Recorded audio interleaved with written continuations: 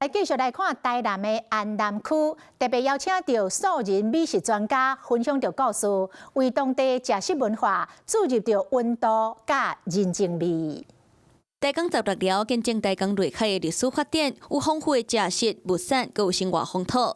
今年安南区公所邀请学者为历史佮文化的角度来分享，嘛用美食来交流。透过居民的讨论跟协作，然后希望可以就是去发掘更多的在地饮食的一个职人。民国40几年迄个卡刀吼，我是迄个时阵出世的。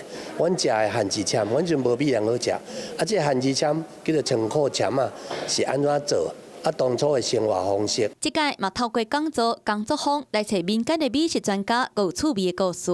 很多人都可以烧出一手好菜。我们希望能够发掘这样子的人才，来建立安南区的美食资料库。区公所也继续办理访问、影像记录，还有资料库的建立，打造属于台江的食食地景，让每一个在地人拢会当用文化来讲故。Hello， 我是陈雅玲。想要抢先掌握最及时的新闻资讯吗？赶快订阅、按赞、开启小铃铛，锁定华视新闻 YouTube 频道。